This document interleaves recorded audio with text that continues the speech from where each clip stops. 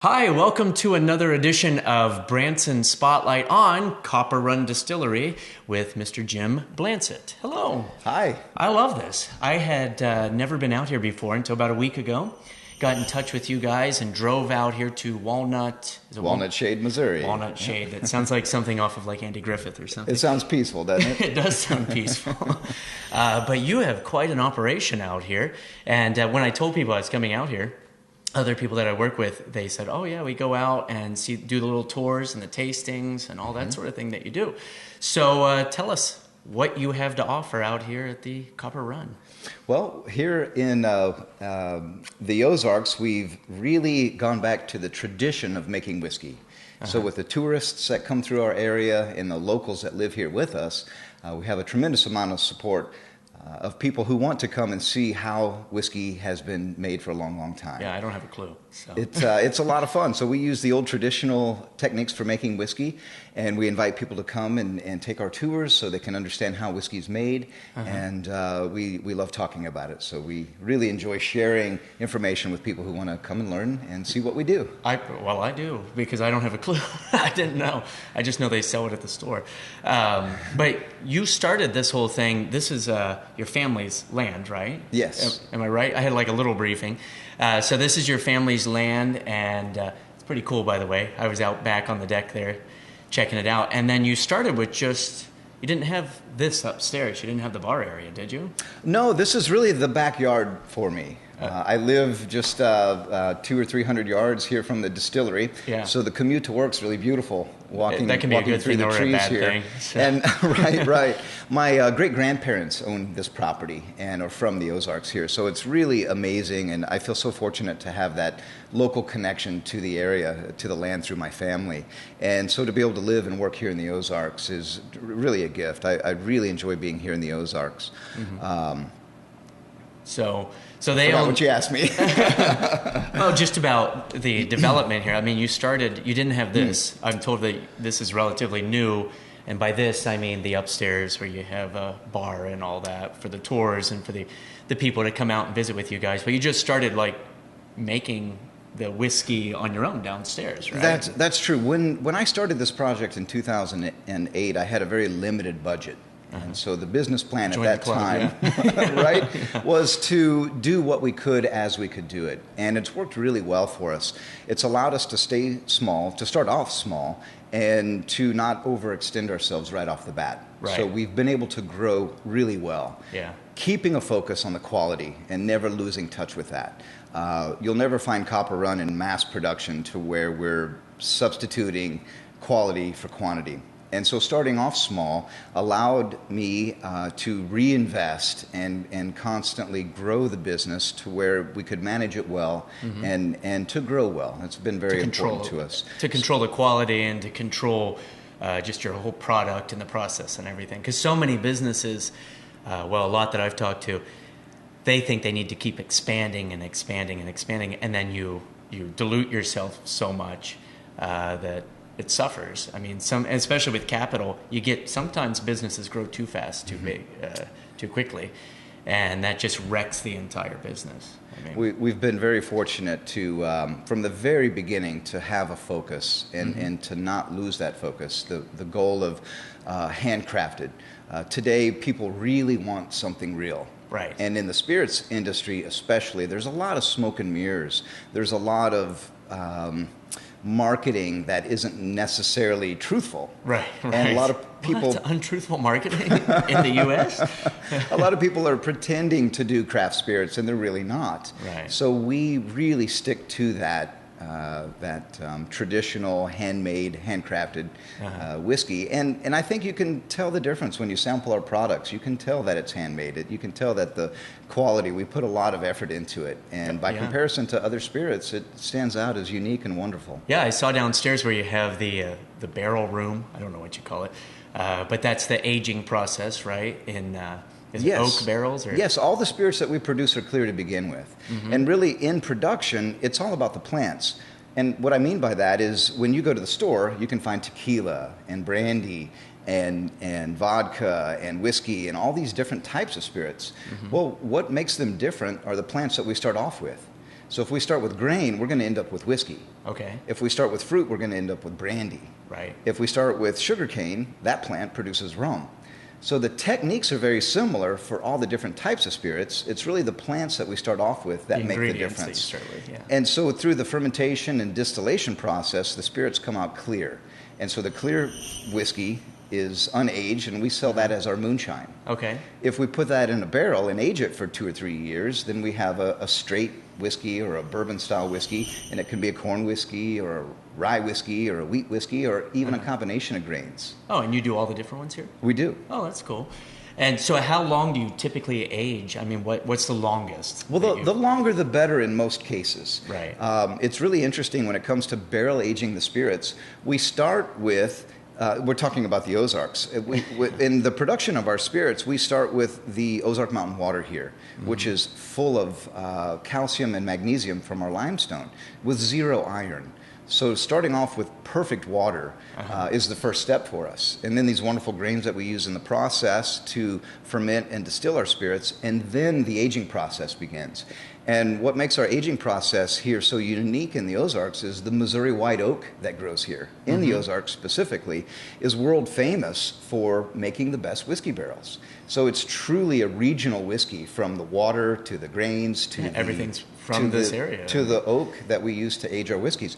So the clear spirit goes into these brand new charred oak barrels. You don't make those, do you? We don't. Okay. No, we fortunately we have our friends in Lebanon, Missouri that make but it's our still barrels local, for so us. you're not like buying these mass produced somewhere. So that's correct. Okay. That's correct. It's just an hour away from here. Oh, that's cool. And so the clear spirit goes into our new barrels and begins to absorb and dissolve the sugars, the caramelized sugars that are locked up in the wood.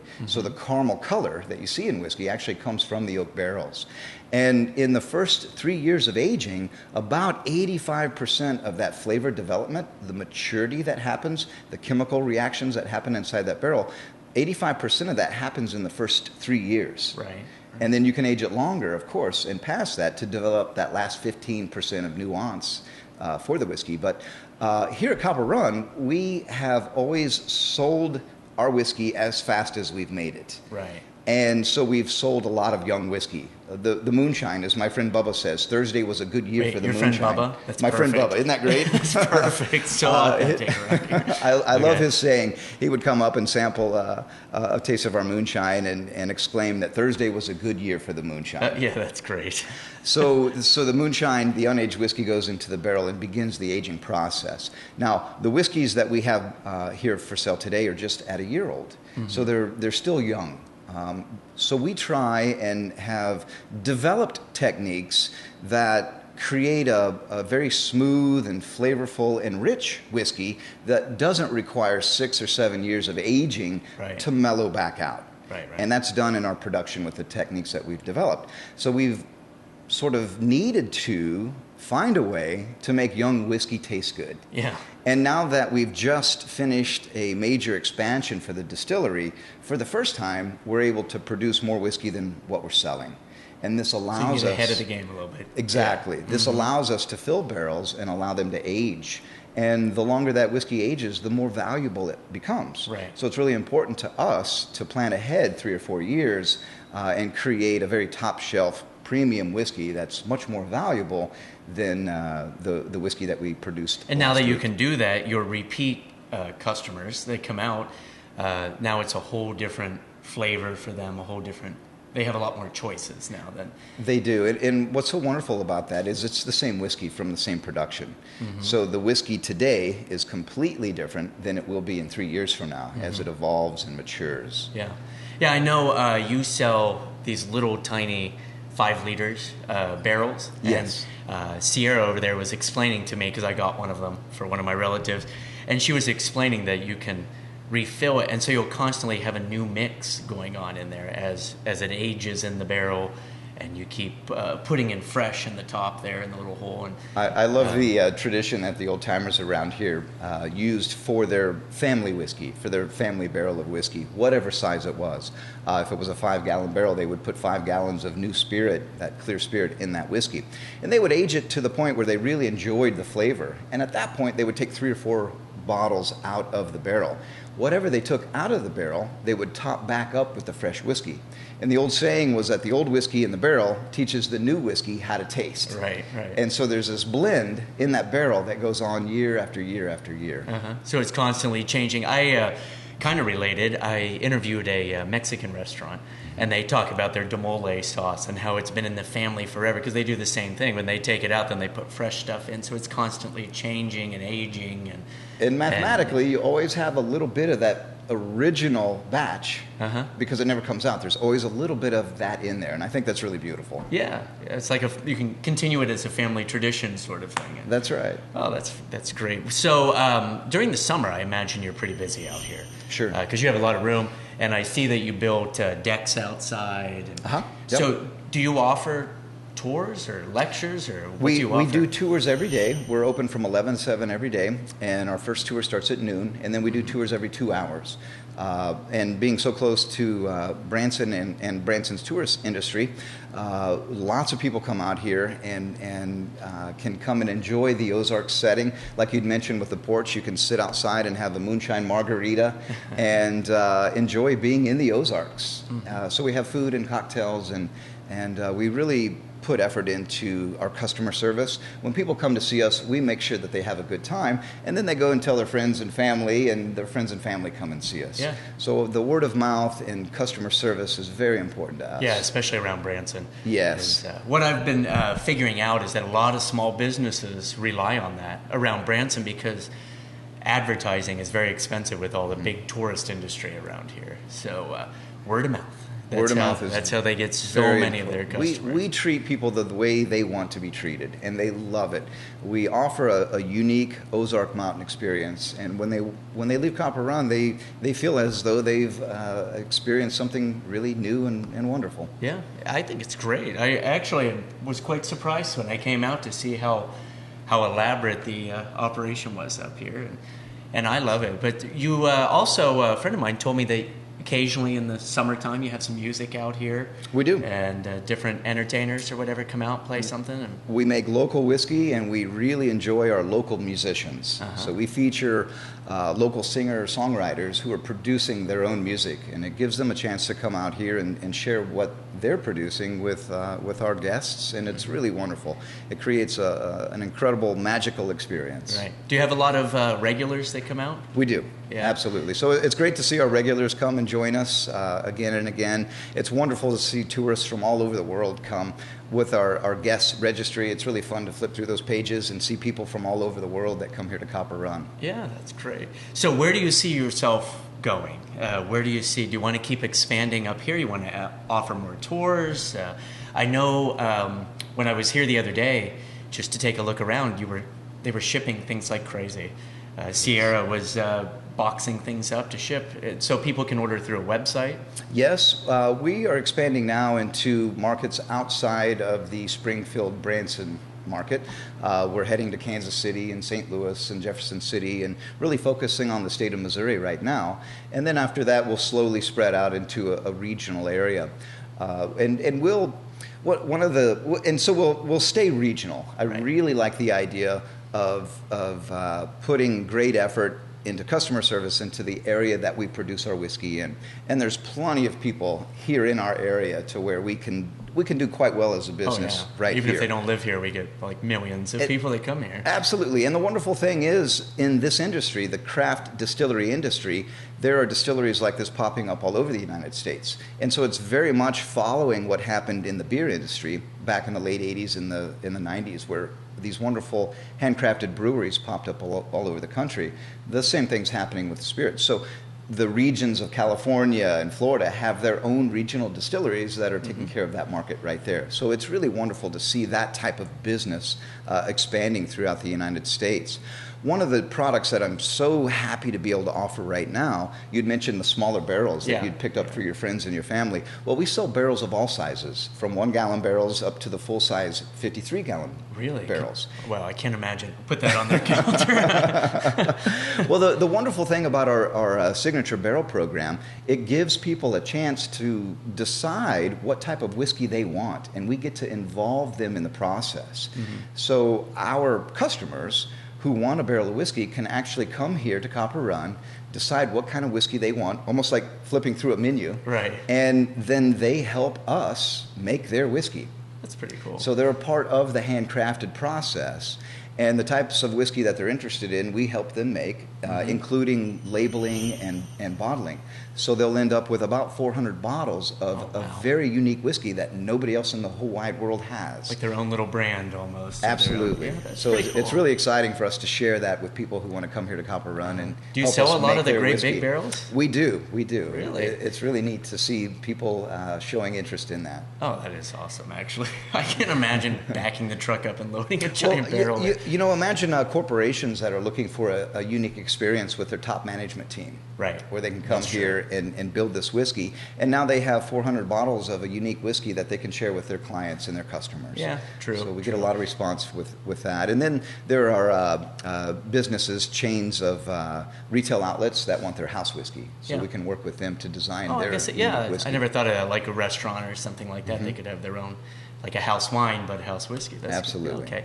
So, on Discovery Channel and all those sorts of things, I see where they show the backyard distilleries and they go out, and I don't know how they do it. They follow these guys. I think that people are silly for being on these shows because you're exposing, hey, I have a illegal still at my house. I don't understand why you do it.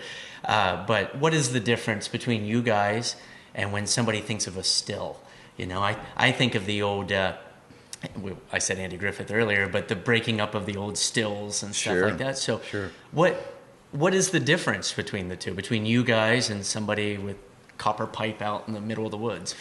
The difference really between an illegal distillery and a legal distillery is paying taxes. That's really what it amounts to. And of course, it's heavily regulated. So every drop that we produce, we document. So we spend a lot of time complying with the federal and state governments on production so that we can pay taxes accordingly. Yeah, all comes down to taxes. It all comes down to taxes. And so we work really hard to comply with the regulations. And so really, truly, the difference between an illegal distillery and a legal distillery is that we pay our taxes. And it really, the federal government charges in tax about $2.14 per bottle. So when a customer buys a bottle, we owe $2.14, just like Jack Daniels and Jose Cuervo and Absolute Vodka. Everybody pays $2.14 per bottle. So when you think of the hundreds of millions of bottles that are sold in the United States each week, that's a really good income over for the $2 for $2. And then different states charge an additional tax on top of that for state income. I see. So it's kind of like gasoline sales. You have your federal, and then you have all your state stuff. So it ends up being like $5 a gallon, pretty much. So the federal and state governments really support the alcohol industry because it's a great source of income. Right. Yeah, that makes sense. So is your family involved in the whole thing? You said this was your grandparents' land originally. Yes. So do you have family that helps out? Is it truly a family business, or is it all Absolutely. you? My father's around here somewhere today helping with this expansion, and my parents have been involved with this every step of the way. I come from a family there's 7 of us, brothers and sisters, and that type of support has just been wonderful through the years. So it's absolutely amazing and wonderful to have family surrounded and supporting this operation here. And so, yes, we're very much a family-ran business. Yeah, not only family, but you have, like you said, you use local suppliers for the barrels and for the water and everything. And really is like an Ozark family business, pretty much. Very much so. And you'd mentioned early in the beginning days, it was just me. So when you came here, I poured the samples, I sold the bottle, I made the whiskey. Did it all. Now we have this wonderful team who, through the years, have grown to join us. And that allows us to grow. And any good business has a really good group of people who believe in the vision and work hard to achieve that. And that's one of the greatest blessings that I have, starting with my partner, Eris Aristidou, who has just been instrumental in organization and financial control and growing well. And so the team that represents Copper Run and takes us forward into the future is just outstanding. And I'm very, very grateful. Was that difficult for you to delegate? Because I had a small business in Ohio, and I know I did it all. like when it first started, I did the scheduling, I took the phone calls, I did the work, and then you start delegating a little bit, and it made me a nervous wreck, to tell you the truth. We share that. I certainly felt that way, and it took a little getting used to letting go and letting someone else do that job well.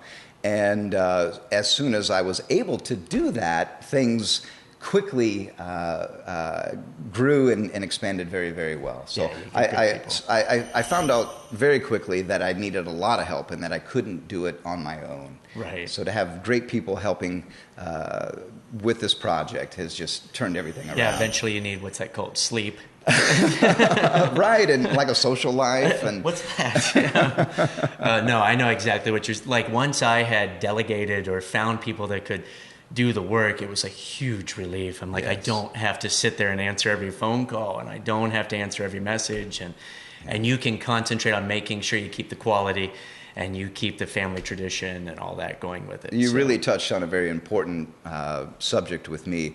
Now that we've got this wonderful help, I can go back to the art of making whiskey and really focus on that.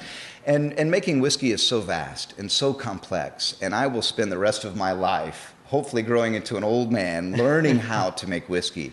And so I feel so fortunate to be able to focus on the art and the craft of learning how to make good whiskey. Yeah. Do you have some tucked away to age for you personally to see? A little bit. We have some test batches that we've set aside, and they're turning out just marvelous. So it gives us a little glimpse into the future of where we're going, and it's pretty exciting. Well, it is. Well, I love what you're doing here, and I recommend everyone come out and check it out. Do a tasting and come out and check out this really cool place. I can imagine this when the sun's setting and all this out here in the Ozarks. It's beautiful out here.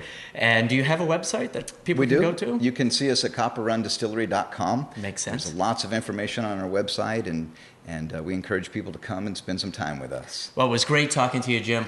And thanks a lot. Come out to Walnut Grove, right? Walnut Shade. Walnut Shade. I keep calling it Walnut Grove. Walnut Shade, and go to Copper Run Distillery. Check it out. Buy one of the neat little barrels. I think they're awesome. And my name's Christopher James. Thanks for watching. Bye-bye.